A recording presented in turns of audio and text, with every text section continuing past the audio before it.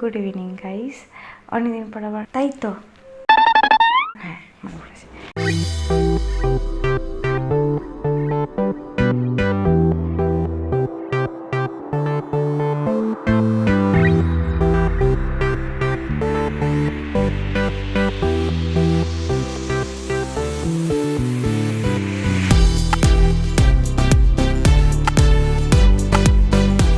Good evening guys, অনেকদিন পর আবার তোমাদের সামনে নতুন আরেকটা কন্টেন্ট নিয়ে চলে এসেছি। আজকে আবার আমার সন্ধ্যেটা তোমাদের সাথে ভাগ করার জন্য চলে এসেছি। তো এদিকে আমার পিছনে দেখতে পাচ্ছ সৌরভ নিজে কিছু কাজ নিয়ে বসে পড়েছে। এই যে লুইচার দল শালা। গুড ইভিনিং এভরিবডি, আশা করি সবাই ভালো আছেন।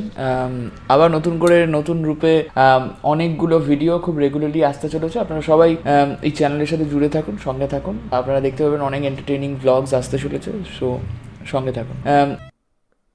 তো ও কাজের ব্যস্ততার মাঝখানে এইটুকু বলে, এইটুকুই অনেক। কাজ করে স্যার ফরমাইশ করলো একটু চা খাবে, তো চলো চা বানাই। কিন্তু রাত্রে যেহেতু ডিনারের জন্য সেরকম কিছুই বানানো নেই, তো দেখলাম ফ্রিজে একটুখানি চিকেন রয়েছে, তো ভাবছি সেটা দিয়ে আজকে কিছু আবার ক্যারামতি করে নিই, তো সেটাও তোমাদের সাথে শেয়ার করা হয়ে যাবে। তো চলো আপাতত আমি চাটা বানিয়ে ফেলে এদিকে চিকেনের জন্য প্রিপারেশনটা নিয়ে নেব। আচ্ছা তার আগে বলি যে এ দেখো আমার একটুখানি রান্নাঘরটা একটু ডেকোরেট করেছি। টুনি বাল্বগুলো ছিল কালী পুজোর সময় কেনা হয়েছিল, তো ভাবলাম সেগুলো ফেলে রেখে কি হবে, একটুখানি লাগিয়ে দিই। তো তোমাদেরকে একবার দেখাচ্ছি, একবার কমেন্টে আমাকে জানিও কেমন লেগেছে, তো বেশ ভালো লাগবে। এইভাবে একটুখানি সাজিয়ে নিয়েছি মোটামুটি, তো পড়েছিল বলে একটুখানি এরকমভাবে গুছিয়ে দিয়েছি। আশা করি ভালো লাগছে আপাতত দেখতে, তো তোমরা একবার জানিও কেমন লাগছে। তো এবার দেরি করব না, চাটা রেডি করে নিই, রেডি করে কারণ চিকেনের প্রিপারেশনটা করবো, নাহলে অনেক রাত হয়ে যাবে। একেই টাইম লেগে যায় আমার রান্না করতে।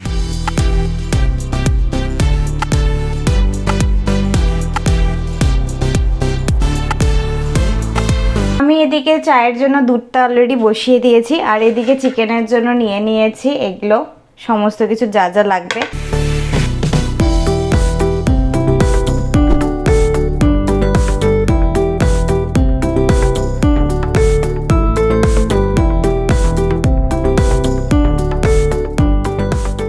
আমার এখানে চা একদম রেডি, গরম গরম চা, সাথে একটুখানি চিড়ে ভাজা। তো সাথে বসে তো খাওয়া হয় না, ওর অফিসের কাজে যেহেতু ব্যস্ত থাকে, আজকে একটুখানি সময় পেলাম একটু একসাথে বসে খাওয়ার।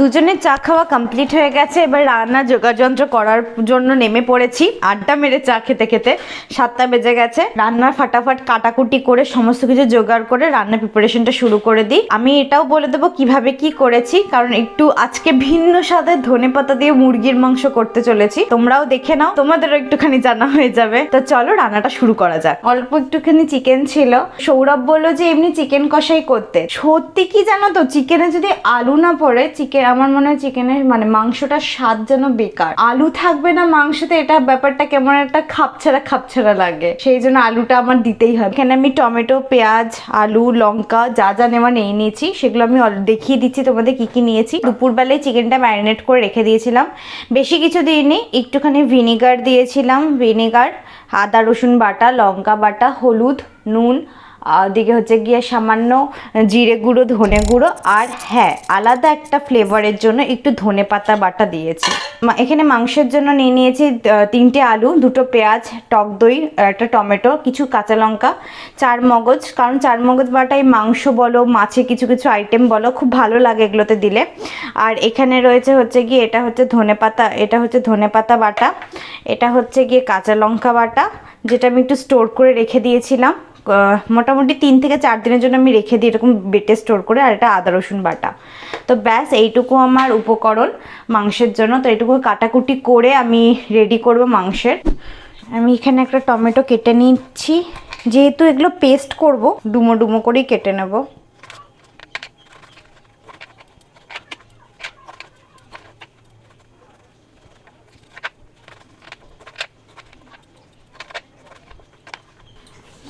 পেঁয়াজগুলো দুটো ভাগে ভাগ করে একটু জলে ভিজিয়ে রেখেছিলাম আমি, যাতে এই উপরে খোসাগুলো, পাতলা যে খোসাগুলো লেগে থাকে সেগুলো যেন খুব সহজে উঠাতে পারি।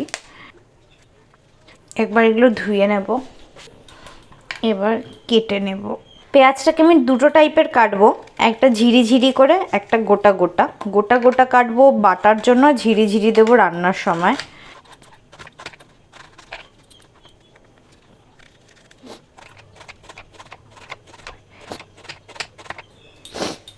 তো আমার ঝিরি করে কাটা হয়েও গেছে, আর ডুমোও কাটা হয়ে গেছে। এবার আলুগুলো ঝপাঝপ কেটে নেব, যাতে খুব তাড়াতাড়ি, খুব চটজলদিতে একটু ডিফারেন্ট স্বাদের রান্নাটা হবে।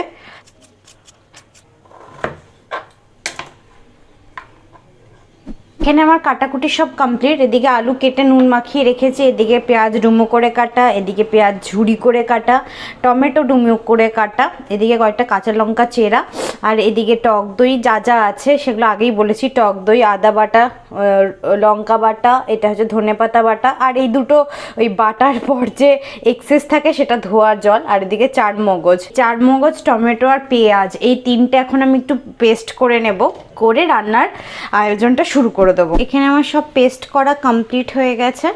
আর এদিকে পেঁয়াজ আমি কুচি কিছু রেখেছি, কিছুটা বেরেস্তা করব, কিছুটা রান্নায় দেব। তো এবার আলুগুলো আমি ভেজে নেব, চলো ঝটপট করে ফেলি। দেখতে পাচ্ছ আশা করি ধুয়ো উঠছে অলরেডি। তেল আমার ভালো মতো গরম হয়ে গেছে, এবার আমি আলুগুলোকে দিয়ে দেবো এক এক করে।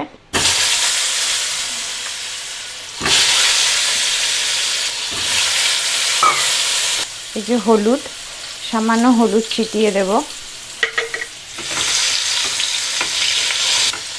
এবার একে কিছুক্ষণ ঢেকে রেখে দেবো আলুগুলো সিদ্ধ হওয়ার জন্য। আমার আলুগুলো দিকে ভাজা হয়ে গেছে, বেশ একটু লাল করে আলুগুলো ভেজে নিয়েছি। এবার তুলে নেব সব আলু।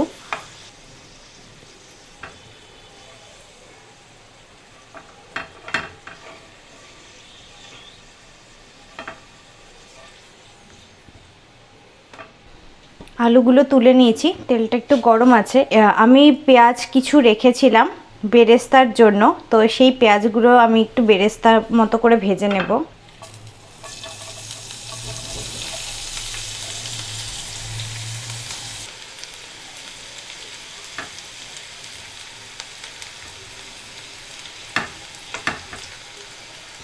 আমার এখানে বেরেস্তা মতো করে ভাজা হয়ে গেছে, এবার এগুলো তুলে নেব, নাহলে বেশি অত্যাধিক পুড়ে যাবে।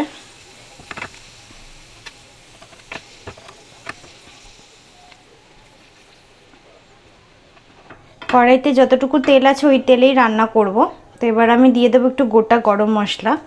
গোটা গরম মশলা এখানে আমি নিয়েছি। এতে আছে একটা শুকনো লঙ্কা চেরা, দুটো এলাচ, দুটো দারচিনি, আর একটু জিরে। ব্যাস এইটুকু গরম মশলা আমি দিয়ে দেব। গরম মশলাটা আমার একটু ভাজা হয়ে এসেছে, এবার আমি দিয়ে দেবো যেই পেঁয়াজ কুচি কেটে রেখেছিলাম রান্নায় দেওয়ার জন্য, সেই পেঁয়াজ কুচিগুলো।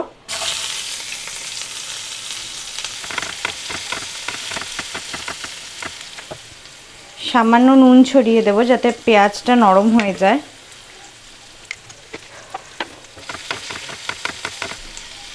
এবার এটাকে একটু ঢেকে রাখবো কিছুক্ষণের জন্য। তো এই পেঁয়াজটা একটু ঢেকে রেখেছি, এটা একটু নরম হবে। নরম হওয়ার পর বাকি যে ইনগ্রিডিয়েন্টসগুলো আছে সেগুলোকে অ্যাড করব। এখানে আমার পেঁয়াজটা নরম হয়ে এসেছে। এই সময় আমি পেঁয়াজ বাটা আর আদা রসুন বাটা দিয়ে দেব। যেহেতু ম্যারিনেটে আদা রসুন বাটা দেওয়া, তাই আমি এখানে হাফ চামচ আদা রসুন বাটা দেব।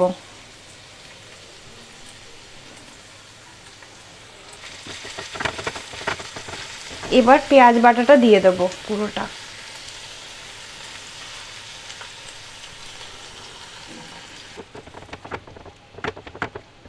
এটাকে ভালো করে মিশিয়ে এবার এটা কষানো অবধি একটু অপেক্ষা করব, তারপর টমেটো পিউরিটা দেব।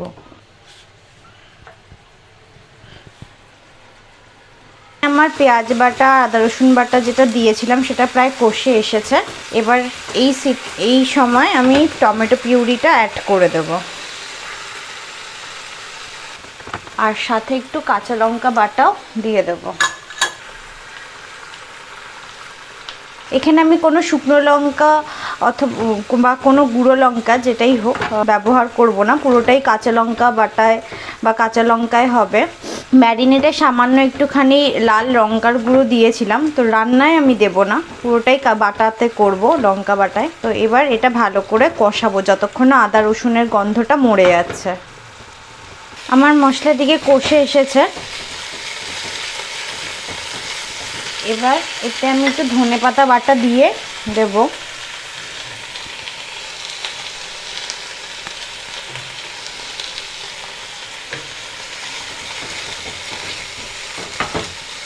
দিয়ে কিছুক্ষণ এটাকে একটু ভালো করে মিশিয়ে কিছুক্ষণ নাড়িয়ে ম্যারিনেট করা মাংসটা এবার দিয়ে দেবো। ম্যারিনেট করা চিকেনটা এটা দিয়ে দেব এবার।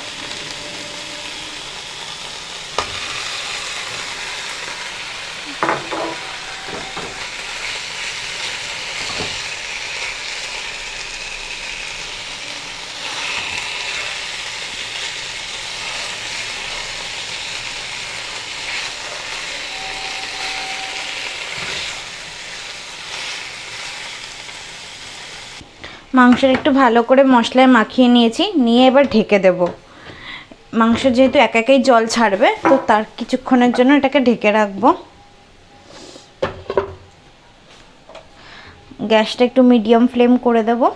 এদিকে আমার মাংসটা কষে এসেছে, আর একটুখানি ধরে কষাতে হবে, কারণ মাংস মশলায় যত কষবে তার স্বাদ তত বাড়বে। এবার এই সময় আমি আলুগুলো দিয়ে দেব, যেহেতু আলুগুলো তখন খুব বেশি ভাজা হয়ে গেছিলো, সিদ্ধটা অতটা হয়নি, তো এইভাবে কষাতে কষাতে ততক্ষণে সিদ্ধ হয়েও যাবে। এখন চারমগজ বাটা দেব আর টক দই দেব।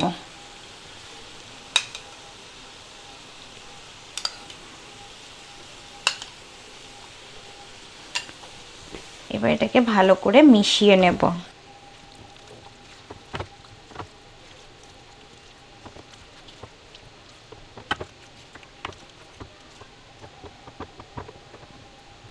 আঁচটা বাড়িয়ে দিয়ে ভালো করে মিশিয়ে নেব। নিয়ে যেটা ধনেপাতা বাটার যে জলটা আমার কাছে এক্সেস ছিল সেটা আমি দিয়ে দেব।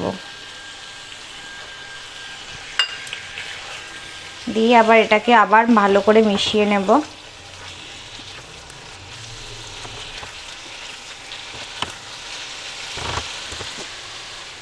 এবার এটা একটুখানি ফুটুক, হাই আছে, ততক্ষণে আমরা সাইডে একটু গরম জল বসিয়ে নেব।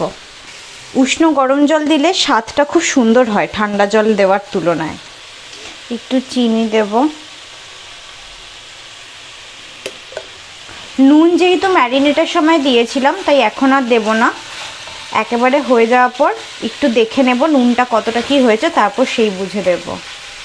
এখানে আমার গরম জল ফুটে গেছে, তো এবার এই জলটা আমি এই মাংসতে দিয়ে দেব।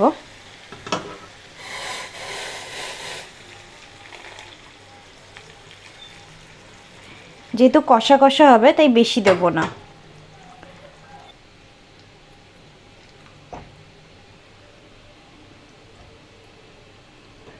দুটো কাঁচা লঙ্কা চিরা দিয়ে দেব। দিয়ে এবার একে ফোটার জন্য রেখে দেব ঢেকে। কম আঁচে ঢেকে রেখে দেবো, ফুটবে। চিকেনটা প্রায় কষে এসেছে, দেখতে বেশ সুন্দরই হয়েছে। নিজের রান্না দেখো নিজেই প্রশংসা করে দিলাম।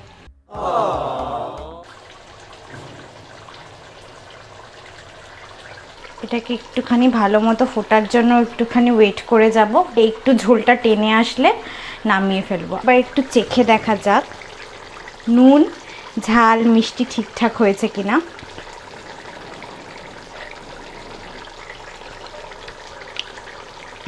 বেশ হয়েছে, একদম পারফেক্ট। মাংসটা ফুটতে থাকুক, ফুটে ঝোলটা একটু টানুক।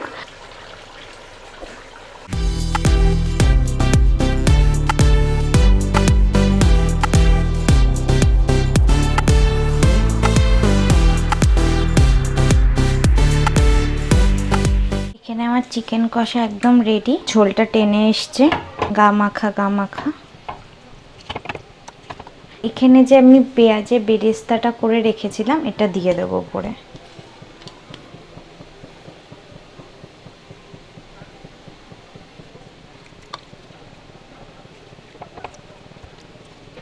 ব্যাস এখন এবার নামিয়ে নেব। যদি তোমরা এই রেসিপিটা বাড়িতে ট্রাই করো তাহলে নামানোর একটু আগে বাটার দিয়ে দেবে। এবার আমি এটা নামিয়ে নেব। আমার ধনেপাতা দিয়ে মাংস কষা রেডি হয়ে গেছে একদম। দেখতে কিন্তু বেশ খাসা হয়েছে। এই যে কি গন্ধ। এখন ঝটপট রুটি করে নেব। রুটি দিয়ে যেহেতু খাবো তো রুটিটাই বানিয়ে নেব। তো খাওয়ার সময় তোমাদের সাথে সৌরভের কথা বলিয়ে দেবো যে কেমন হয়েছে, কারণ ও ছাড়া তো আর কেউ পরীক্ষা করে বলার নেই। রুটিটা বানিয়ে তারপর খাবার টেবিলে দেখা হচ্ছে। তো এটা আমি একটুখানি এক্সপেরিমেন্ট করে করেছি। খেয়ে দেখো এটা বুঝতে পারো কিনা কি অ্যাকচুয়ালি, আর কেমন লেগেছে একটু বলো। কি বানিয়েছে তো বুঝতে পারছি না, এটা আলুর দম না কি চিকেন কে জান ভগবান। ও চিকেন আছে, খেয়ে দেখো, খেয়ে দেখলে বুঝবে। দেখতে তো বেশ ভালো হয়েছে, আমি খুব একটা গন্ধ পাচ্ছি না।